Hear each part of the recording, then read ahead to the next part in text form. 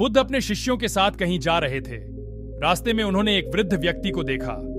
वह वृद्ध व्यक्ति कभी जोर जोर से हंसता, कभी रोता। उसकी आंखों से आंसू बह रहे थे। वह पागल सा प्रतीत हो रहा था। बुद्ध उस व्यक्ति के पास पहुंचे। वह वृद्ध व्यक्ति बुद्धा को देखते ही उनके चरणों में गिर गया और बोला, आपकी सभी कही बातें सत्य हैं। मैं ही उन्हें नहीं समझ पाया था। मैं अब तक आपका विरोध ही कर रहा था, लेकिन आज मैंने जाना कि आप जो कहते हैं वह बिल्कुल सत्य है। बुद्ध ने उस वृद्ध व्यक्ति के आंसू पोंछे, अपनी झोली से भोजन निकाल कर दिया। वह वृद्ध व्यक्ति बहुत भूखा था। उसने भोजन लिया और वह उसे खाने लगा। भोजन के हर निवाले के साथ वह कभी रोता, कभी हंसता। यह सब कुछ बुद्ध के शिष्य भी देख रहे थे। बुद्ध के शिष्य ने बुद्ध से पूछा, हे बुद्ध, इन महानुभाव को हुआ क्या है? क्या इनका मानसिक संतुलन सही है?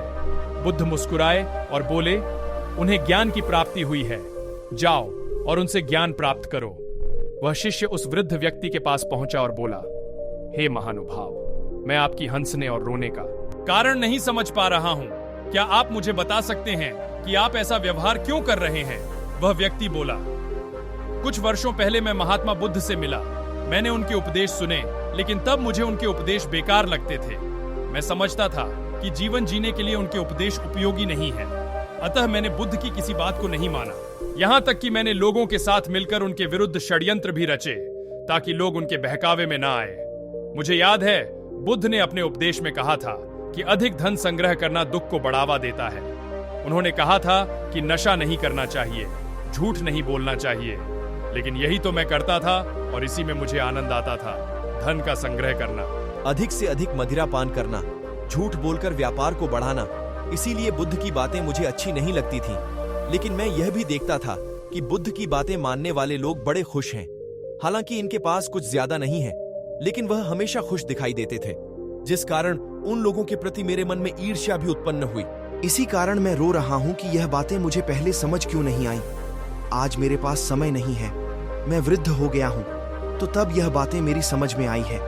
मैं हंस इसीलिए रहा हूं कि यही गलती सभी लोग कर रहे हैं और उन्हें भी नहीं पता कि वह गलती किए जा रहे हैं, और वह भी मेरी तरह अपने अंतिम समय में इस बात को समझेंगे और पछताएंगे कि शायद वह पहले ही इन बातों को समझ जाते। मुझे याद है कि बुद्ध ने कहा था, जैसे हमारे विचार होते हैं वैसे ही हम बन जाते हैं। शिष्य ने कहा, आपने जो ज्ञान प्राप्त किया, क्या आप उसे हमारे साथ साझा करेंगे, जिससे कि हम सभी का ज्ञान वृद्धि हो और हम भी जीवन की गहराइयों को समझ सके। वह वृद्ध व्यक्ति बोला, आप तो महात्मा बुद्ध के शिष्य हैं। बुद्ध के समान जीवन की गहराइयों को किसी ने नहीं समझा। आपको जो ज्ञान बुद्ध दे सकते हैं, मैं नहीं दे सकता, लेकिन फिर भी जो मैंने समझा है, मैं आपको अवश्य बताऊंगा।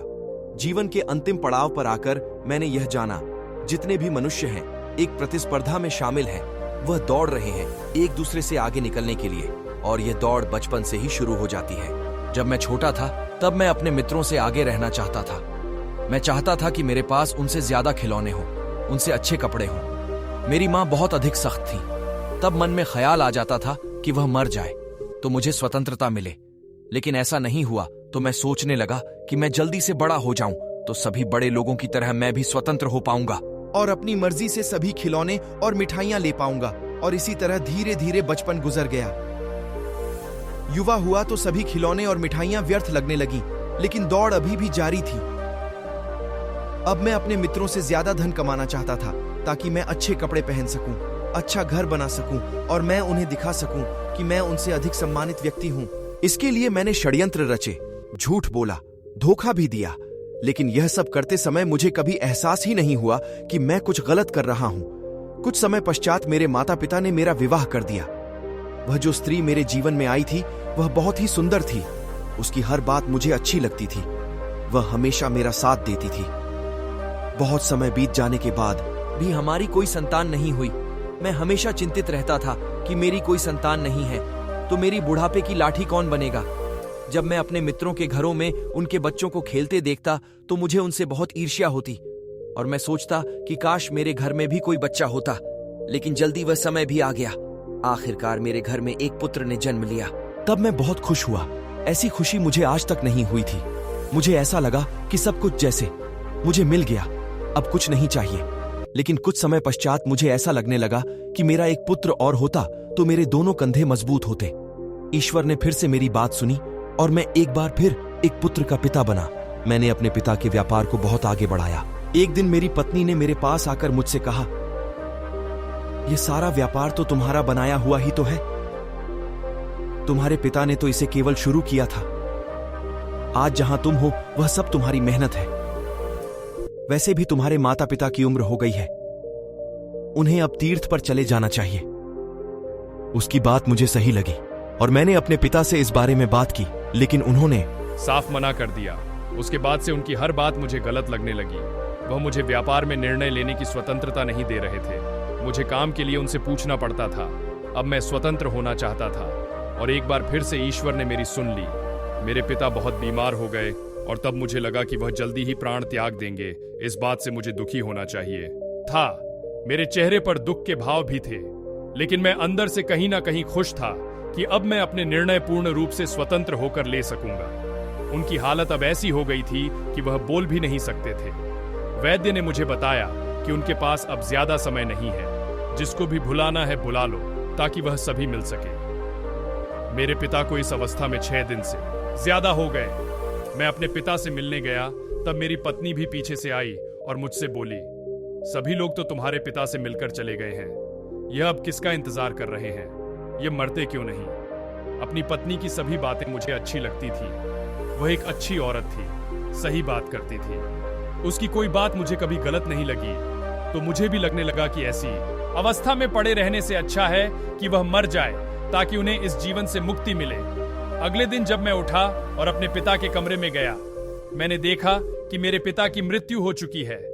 मेरी माँ उनके सिरहाने बैठी रो रही है। मेरी आंखों में भी आंसू आ गए और मैंने निर्णय लिया कि मैं अपने पिता की अंतिम यात्रा को बहुत ही भव्य तरीके से निकाल लूंगा, ताकि सब देख सकें कि मैं अपने पिता से कितना प्रेम करता था। मैंने यही किया। मैंने अपने पिता की अंतिम यात्रा बहुत ही भव्य तरीके से निकाली। सभी लोग अचंभित थे। आज तक उन्होंने ऐसी भव्य यात्रा नहीं देखी थी और मैं अंदर ही अंदर बड़ा प्रसन्न था। खुशी से झूम रहा था कि सभी लोग मेरी प्रशंसा कर रहे हैं, लेकिन चेहरे पर दुख के भाव दिखाने पड़ रहे थे। इसके बाद पूरे व्यापार पर मेरा एकाधिकार था। मैंने बहुत धन इकट्ठा किया। इसके लिए मैंने हर तरकीब लगाई, हर वह कार्य किया जो धन कमाने के लिए किया जा सकता था। धन की हवस बढ़ती जा रही थी। मैं ज्यादा से ज्यादा धन इकट्ठा कर लेना चाहता था। मैं अपने नगर का सर्वश्रेष्ठ और सबसे धनी व्यापारी बन गया। धीरे धीरे मेरे दोनों पुत्र युवा हो गए और मैं बुढ़ापे की तरफ बढ़ चला, लेकिन दौड़ अभी भी जारी थी। मैंने अपने दोनों पुत्रों का विवाह बड़े व्यापारियों की पुत्रियों से किया, ताकि मेरे व्यापार को बड़े से बड़ा लाभ हो सके। धीरे धीरे मेरी उम्र बढ़ती चली गई और बुढ़ापा आता चला गया। एक दिन मेरी पत्नी भी मुझे छोड़कर चली गई। तब पहली बार मुझे किसी के जाने का एहसास हुआ। जीवन में खालीपन सा आ गया। तब मैंने पहली बार बुद्ध के बारे में सुना और मैं चुपचाप बुद्ध के उपदेश सुनने के लिए के आश्रम में पहुंचा। लेकिन बुद्ध के उपदेश मेरे विचारों के बिल्कुल विपरीत थे। वह मुझे पसंद नहीं आए। वहां ऐसे बहुत से लोग थे जो बुद्ध के विचारों से सहमत नहीं थे। वह सभी लोग मुझे अपने शुभचिंतक लगे। उनके और मेरे विचार एक जैसे थे। कुछ समय पश्चात मैं बीमार पड़ गया। धीरे धीरे मेरी बीमारी बढ़ती चली गई और मैंने बिस्तर पकड़ लिया। अपने इलाज में मैंने बड़े से बड़े वैद्य को लगाया, लेकिन कोई फायदा नहीं हुआ। एक दिन मेरा बड़ा पुत्र मेरे पास आया और मुझसे बोला, पिताजी, आपसे व्यापार नहीं होगा।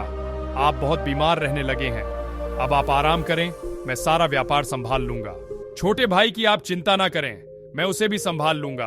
आप सारा व्यापार मेरे नाम कर दें। मैंने उससे कहा, बेटा, मैं अभी मरने वाला नहीं हूं। कुछ दिनों में मैं स्वस्थ हो जाऊंगा। उसके जाने के बाद मेरा दूसरा छोटा बेटा मेरे पास आया और बोला, पिताजी, आपका स्वास्थ्य सही नहीं रहता। आप जानते हैं कि बड़े भाई नशा करते हैं। वह व्यापार को ठीक से नहीं चला सकते। आप पूरा व्यापार मेरे हाथों में दे दें, मैं इसे आपकी तरह ही आगे ले जाऊंगा। मैंने अपने पुत्र से कहा, पुत्र, मैं अभी मरने वाला नहीं हूं, केवल मैं बीमार हूं। अभी तो मुझे और जीना है। लेकिन इस बार ईश्वर ने मेरी नहीं सुनी और मेरी तबीयत और बिगड़ गई। और वैद्य ने मेरे पुत्र से कहा कि मेरे पास समय कम है, सभी रिश्तेदारों को बुला लो ताकि वह इनसे मिल सकें। यह सुनकर मेरी बहुएं रोने लगी। मेरे दोनों पुत्र भी अपने सभी रिश्तेदारों को बुलाने के लिए पत्र लिखने लगे। पहली बार मुझे एहसास हुआ अपने पिता की बेबसी का। अभी मैं जीवित था, लेकिन मेरे सामने ही मेरी मृत्यु का खेल चल रहा था। सभी ने मान लिया था कि अब मैं जीवित नहीं रहूंगा। धीरे धीरे रिश्तेदार आने लगे। वह सभी मेरे पास आते और रोते। वह कहते, आपके बिना हमारा काम कैसे चलेगा? आपके बिना तो हम बर्बाद हो जाएंगे। और मैं सोचता कि अभी तो मैं जीवित हूं, ये मुझे जीवित ही क्यों मार रहे हैं?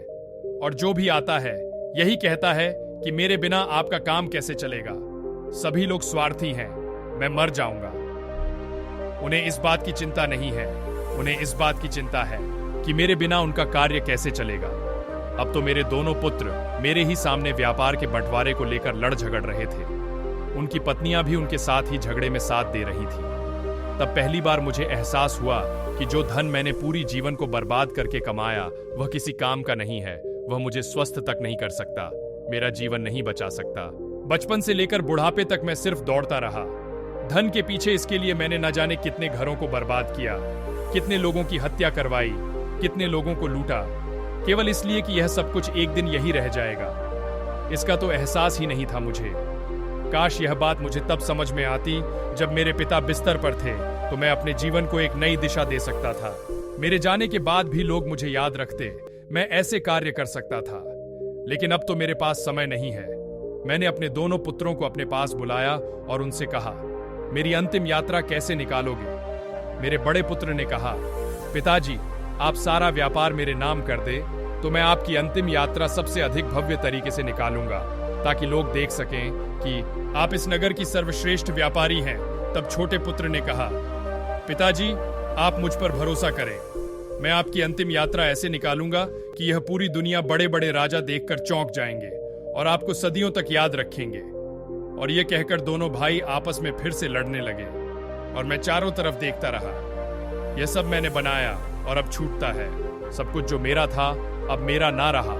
कई लोगों को मरते देखा, अपने पिता को, अपनी माता को, अपनी पत्नी को, अपने मित्रों को। सब वही शमशान जाते हैं और खत्म हो जाते हैं। सबके साथ गया मैं, लेकिन कभी ख्याल ही नहीं आया कि मुझे भी कोई यहां लेकर आएगा।